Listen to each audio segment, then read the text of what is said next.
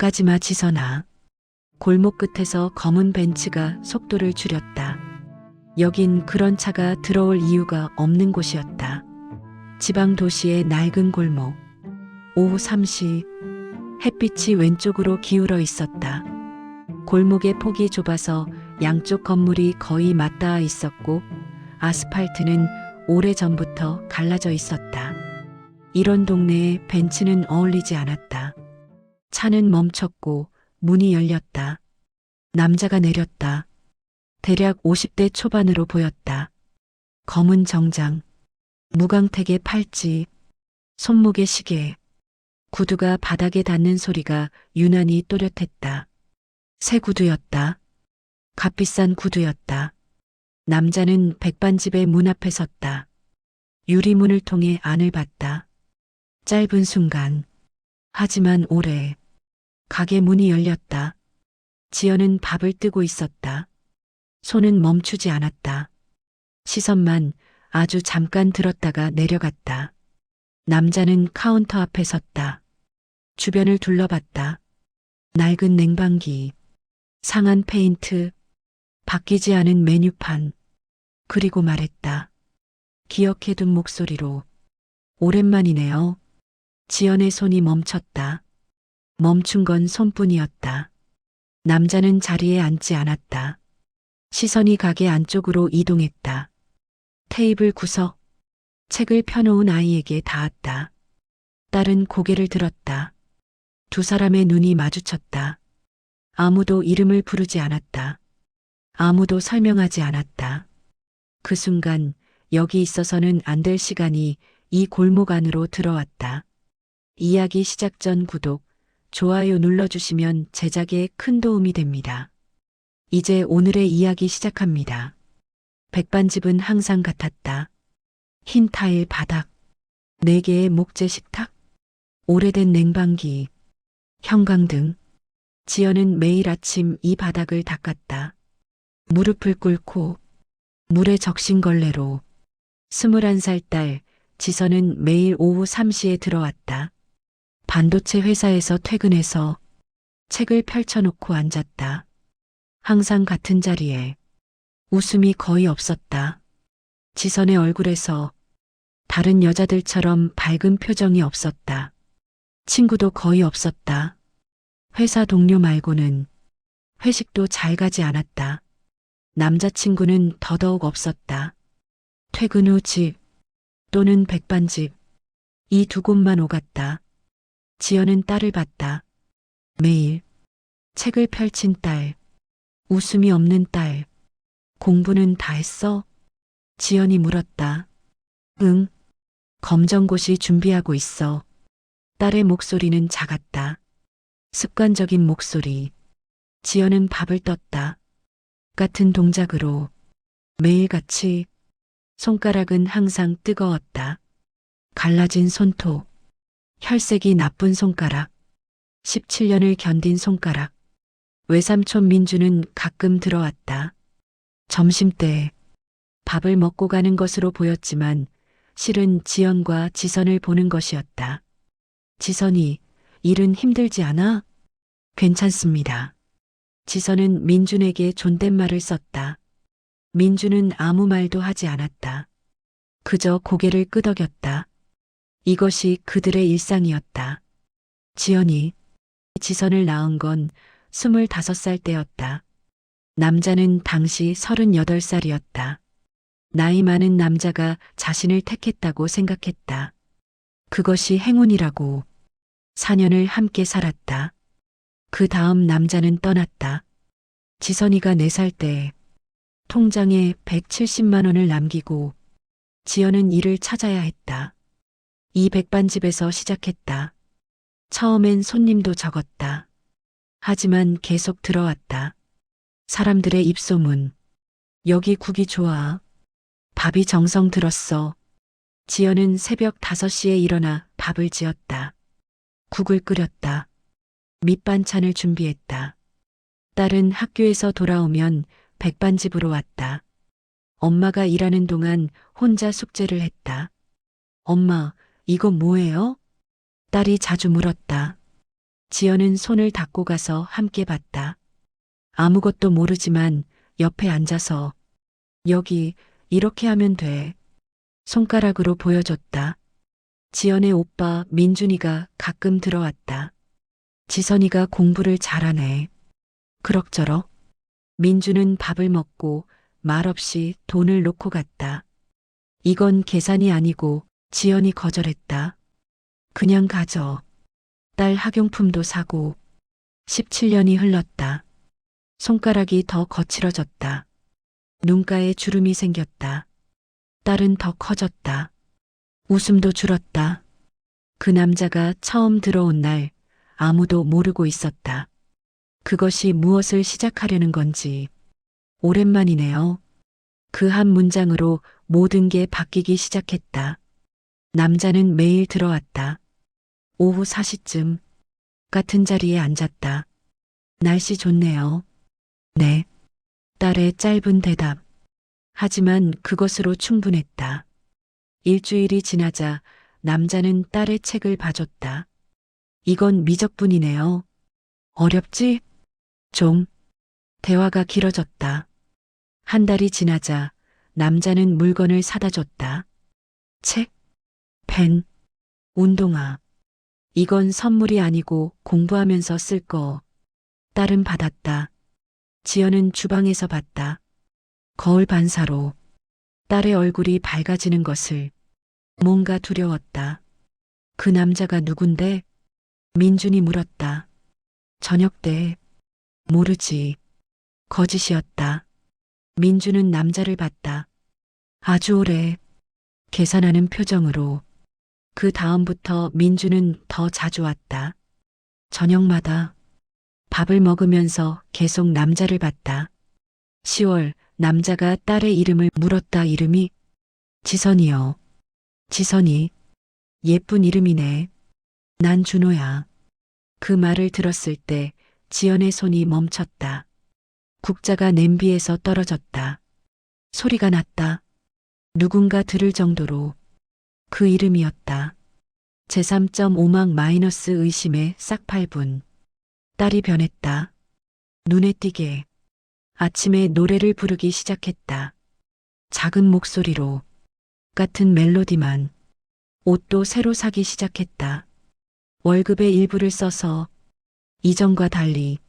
좀 입혀. 아직 어려. 지연이 말했다. 응. 딸은 여전히 사입었다. 지연은 딸의 변화를 봤다. 하지만 묻지 않았다. 물을 수 없었다.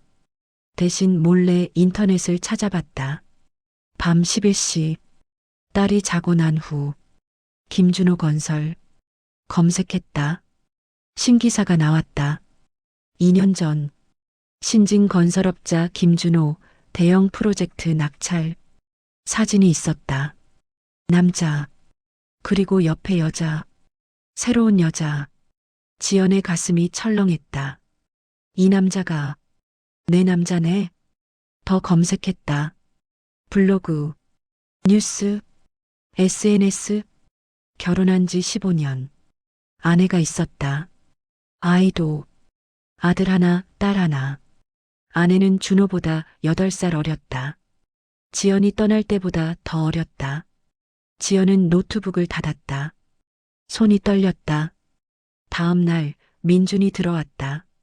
지연은 조용히 말했다. 그 남자, 이미 아내가 있는 것 같아. 민준의 표정이 굳었다. 뭐? 15년 함께 있는 아내. 그리고 아이도. 민준은 아무 말도 하지 않았다. 밥을 먹지 않고 바로 나갔다. 그날 밤 민준은 사람들을 만났다. 부동산 업계 사람들, 준호를 아는 사람들. 정보가 흘렀다. 그 남자 간 때문에 이혼 소송 중이래. 아내가 간암 진단받았거든.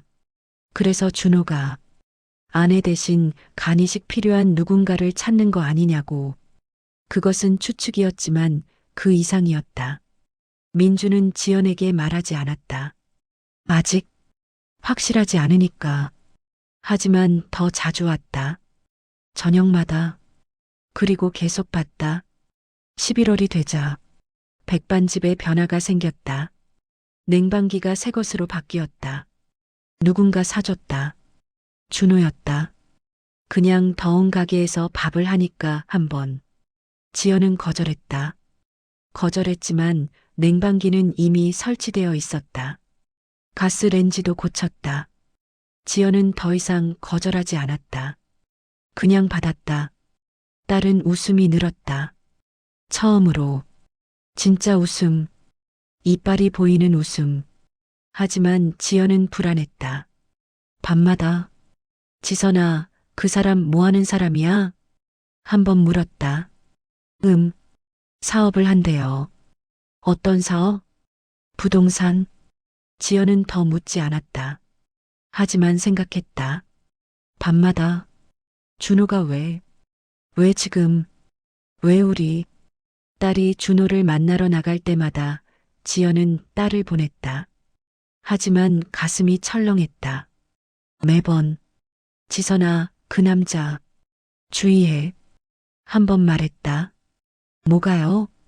그냥. 조심해. 딸은 웃었다. 알았어, 엄마. 하지만 딸도 뭔가 느끼고 있는 것 같았다. 미세한 불안감. 물어야 하는데 물을 수 없는 그런 것. 엄마, 그 사람. 제 아버지예요? 한 번 물었다. 저녁 때. 지연은 밥을 떴다. 손을 멈추지 않으면서. 왜? 그냥. 그런 느낌이 들어서. 지연은 대답하지 않았다. 아니야. 그냥 손님이지. 거짓이었다. 딸도 알았을 것이었다. 그 거짓을. 12월이 오자 준호는 병원 얘기를 꺼냈다. 재검사를 받았어요. 딸이 놀랐다. 병이 있어요? 준호는 대답을 피했다. 별거 아니야. 검사 받아봐야겠더라고. 그 말을 들었을 때 딸의 얼굴이 굳었다. 1월이 되자 일이 빨라졌다. 준호가 딸에게 서류를 줬다. 하얀 봉투. 병원 검사. 왜? 그냥. 필요해. 준호는 날짜를 가리켰다. 여기 와. 엄마도 데리고. 딸은 불안했다. 피어나기 시작했다. 뭔가 큰 일이 다가오고 있다는 생각. 엄마, 저 사람. 정말 뭐예요? 모르지. 뭐가 걱정이야? 그냥. 뭔가 이상해. 지연은 말했다. 그럼 검사 안 가. 근데. 가지 마. 엄마가 싫다니까. 하지만 다음 날 딸은 준호에게 물었다. 뭐 하는 검사예요? 준호는 대답을 계속 피했다. 그냥 일반 검사. 그 말이 거짓이라는 것을 딸도 느꼈다. 민주는 준호를 조사했다. 더 깊이. 간 수치. 간 이식. 그런 단어들이 나왔다. 그 남자 간 이식이 필요한 상태래. 자기 간이 망가졌대. 술 때문에. 민준이 지연에게 말했다. 저녁 때. 딸이 없을 때. 지연의 얼굴이 창백해졌다. 그럼 지선이는? 몰라. 근데 검사 항목이 이상해. 간 배합도 검사. 이건 이식 관련 검사야. 지연은 밥을 떴다. 손이 떨렸다. 밥이 국자에서 떨어졌다. 우리 지선이는 뭐가 필요한 거야? 민주는 대답하지 않았다. 대신 변호사를 고용했다. 의료 변호사. 준호의 과거를 파헤치기 위해. 1월 중순 준호는 병원에 입원했다. 간이 급속도로 나빠졌다고 했다. 술 때문에. 이제 간 이식이 필요하다고. 그리고 한 가지. 전화기 너머로 의사의 목소리가 들렸다. 딸 분도간 수치가 좋지 않습니다. 만성 강경변 초기 단계로 보입니다. 지연은 전화기를 떨어뜨렸다. 뭐? 딸분이 간 이식이 필요한 상황입니다. 모든 게 들어맞았다. 검사, 조직 배합도, 간 이식. 처음부터 계획된 거였다. 준호는 자신의 간을 위해 딸을 찾았다. 딸의 어머니를 찾았다. 호환되는 간을 가진 누군가를. 지연은 병원으로 갔다. 민준의 운전으로 복도에서 만난 의사, 어머니의 간이 호환되는 것 같습니다. 지연은 그 말을 들었을 때 자신이 움직이지 않고 있다는 것을 깨달았다. 심장도 뛰지 않는 것 같았다. 딸은 침대에 누워 있었다. 창백했다. 엄마. 딸이 울었다. 준호는 또 다른 병실에 누워 있었다. 더 창백했다. 지연은 그를 보지 않았다. 수술은 1월 20일로 정해졌다. 지연은 아무 말도 하지 않았다. 민주는 움직였다. 변호사와 함께 준호의 과거를 파헤쳤다. 준호는 이미 한 번 더 했다. 다른 곳에서 다른 여자와 그 딸에게. 법원의 판단은 빨랐다. 준호는 지선의 법적 아버지가 될 수 없었다. 간이식을 받기 위한 기만 행위로 준호는 아내도 있었다. 실제 아내. 그녀도 간이식이 필요했다. 하지만 준호는 딸을 선택했다. 더 어린, 더 건강한 딸을. 지연은 딸 앞에 앉았다. 수술 전날. 엄마, 왜 아무것도 안 말해? 지선이 물었다. 넌 살아야 해. 왜 그 사람이? 신경 쓰지 마. 아니, 왜 아버지가 갑자기? 지연은 딸의 손을 잡았다. 살아. 그게 전부야. 그 사람은 신경 쓰지 마. 딸은 울었다. 수술은 진행되었다. 12시간. 지연은 깨어났다. 복부에 큰 고통. 하지만 의식은 있었다. 의사가 말했다. 성공했습니다. 지선도 깨어났다. 6시간 후. 엄마. 딸은 울었다. 지연은 딸의 손을 잡았다. 말하지 않고 병실에서 민주는 딸에게 말했다. 넌 이제 엄마 없으면 못 살겠지? 딸은 대답하지 않았다. 그 남자는? 없어요. 깨어났을 때부터 없었어요. 민주는 고개를 끄덕였다. 그래. 그게 맞아. 3월이 되자 지연은 백반집으로 돌아갔다. 움직임이 느렸다. 몸이 쉽게 피로했다.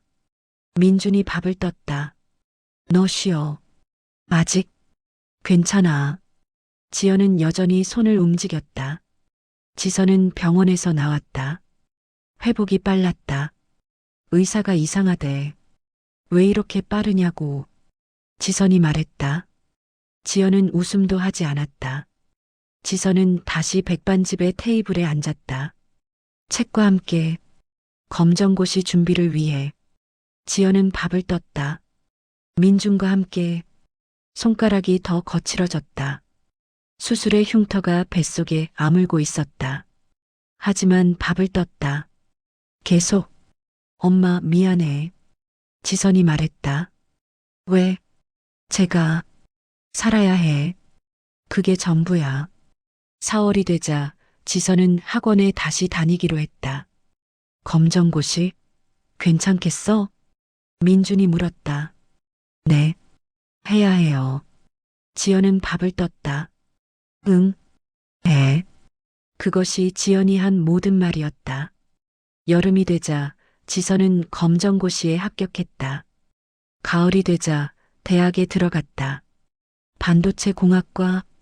겨울이 되자 지연은 백반집을 조용히 운영했다. 손님들은 여전히 들어왔다. 같은 시간에 같은 밥을 먹으러. 민주는 여전히 왔다. 점심과 저녁. 말없이. 지선은 여전히 책을 들고 앉았다. 이제는 대학 교과서. 흰 타일 바닥은 여전히 반짝였다. 에필로그 마이너스 2개월 후. 어느 날 손님이 들어왔다. 낡은 회색 셔츠를 입은 남자. 50대 중반을 넘은 남자. 아직 젊어 보이려고 했지만 실패한 남자. 지연은 밥을 떴다. 손을 멈추지 않고. 딸은 고개를 들지 않았다. 책에 집중하는 척했다. 남자는 오래 앉아있지 않았다. 밥을 먹지 않은 채 일어났다. 민준이 나갔다. 남자를 따라. 골목에서 돌아올 때 민주는 아무 말도 하지 않았다. 그냥 다시 앉았다. 밥을 먹으면서 지영과 지선도 아무 말도 하지 않았다. 남자는 다시 오지 않았다. 모든 것이 다시 그렇게 흘렀다. 손이 계속 움직였다. 밥을 떠올렸다. 딸이 책을 펼쳤다. 민준이 밥을 먹었다. 누가 먼저 말하는 사람도 없었다. 하지만 손가락이 말했다. 마음이 움직였다. 그것으로 충분했다. 여러분의 응원이 더 좋은 이야기를 만드는 힘이 됩니다. 이야기를 들으며 떠오른 생각이나 마음이 있다면 댓글로 남겨주세요. 언제나 여러분이 건강하고 평온한 하루를 응원합니다.